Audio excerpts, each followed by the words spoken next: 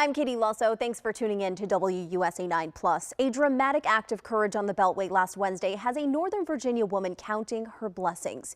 It happened during the morning rush hour. A Stafford County woman became trapped inside her car after it went up in flames along 495. As she sat there in panic, unable to get out, she thought all hopes of surviving were lost. But then, two strangers jumped into action and she says saved her life. I was on my way to work in the Tysons area. And it was a normal December morning for me. I was listening to Christmas music and I was excited to have an in-person breakfast with my team. And I started to smell something that was chemical and really sweet and definitely wrong. And I couldn't determine whether it was from my car at first. And I looked behind me and I saw what looked like black exhaust and immediately pulled over. And within seconds, the inside of my car filled with really thick black smoke. And as soon as the inside of my car was filled with thick black smoke, there was also flames coming out of the hood of my car. And I started to choke. And I reached for the handle, the door handle on my car, and tried to get out. But because of my car being a newer car, the doors automatically lock if you're going more than 15 miles an hour, and they don't unlock until the engine turns off or you manually unlock it. The smoke was so thick that I couldn't see the locks. I tried to turn the engine off and the engine wouldn't shut off. It was absolute panic. I couldn't breathe and I couldn't see and my eyes were burning. And I absolutely, as soon as I saw the flames, I thought I was going to die in that car. So I was choking and couldn't see to unlock the doors, and I started to kind of rake my hands along the armrest of the car to try to get the windows down or the locks, and at that point someone was pounding on the window, and I was able to, by some miracle, I found the buttons for windows, and it ended up being the back driver's side passenger door window I rolled down, and person who had been pounding on the window reached and basically climbed in the passenger side and was able to get the driver's side window down and unlocked the door and opened the door and pulled me out of the car and pulled me over to the guardrail and set me down on the guardrail. And I was wearing a turtleneck sweater, and he pulled the turtleneck up over my nose and mouth and said, okay, and I said I was okay. And then there were two men actually, and they, at that point they left, and I called 911, and within about, I would say about probably between 2 and 3 minutes, a trooper was on the scene. And the trooper told me that he hadn't been dispatched to the scene, but he saw the flames from the other side of 495. And then at that point, the troopers that were dispatched to the scene showed up probably about 90 seconds after him. I believed that I was going to die in that car, and all I could think about was my daughter. I wanted to get home to my daughter. And I truly believe that my daughter still has a mom, because there were two young men who saw what was happening and did not hesitate. They were there as soon as it happened. They had to have been either right behind me or right next to me when all of this happened, because it was a matter of seconds before my car was completely in flames. And if they hadn't stopped, I wouldn't have gotten out of that car. Did they say anything to you? The only thing they said was, okay. And as soon as they knew that I was okay, they left the scene. And I'm just so incredibly grateful that they didn't hesitate. There was so much fire and so much danger, and they did not stop to think about what it would have cost them if the car had exploded. They didn't.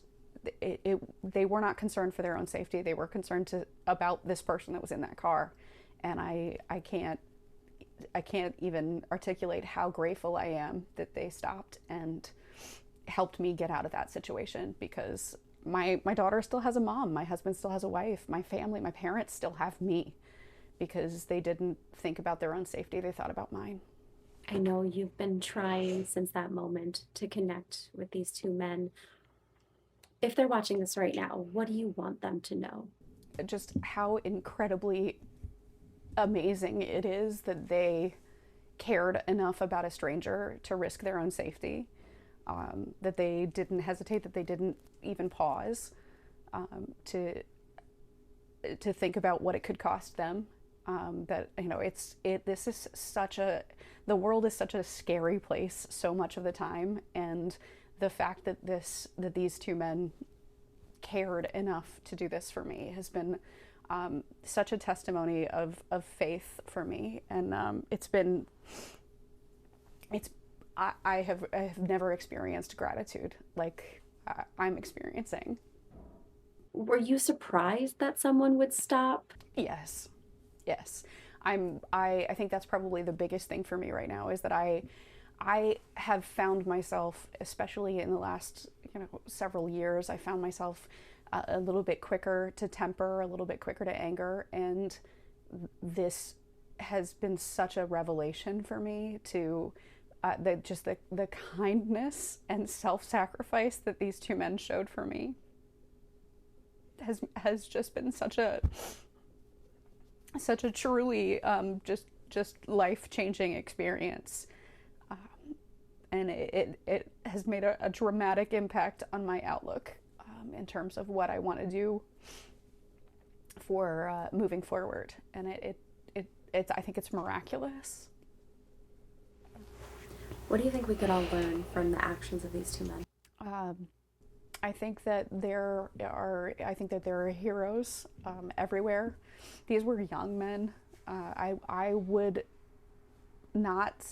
don't believe that they were older than 25. I think that that's incredible in and of itself. I've been calling them kids. I know they're probably adults, but I've been calling them kids. I think that there are lessons there that, we can't underestimate.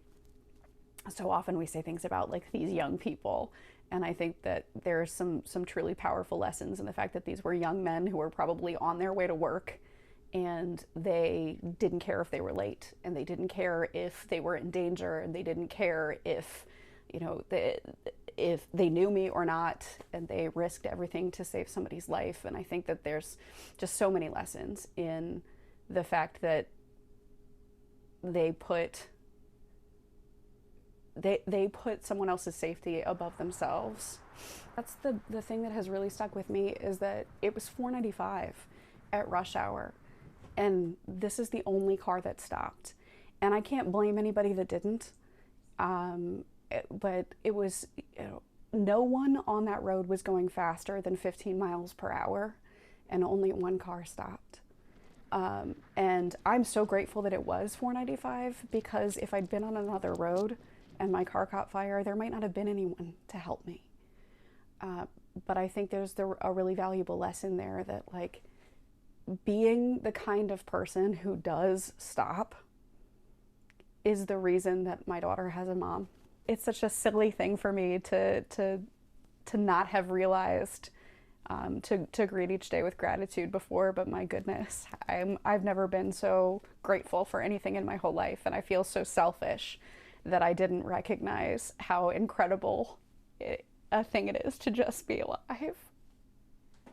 I wanted to and I'm trying to do this without calling attention to these gentlemen if they don't want attention, but to raise awareness of the fact that they put themselves in danger when they didn't have to, and that they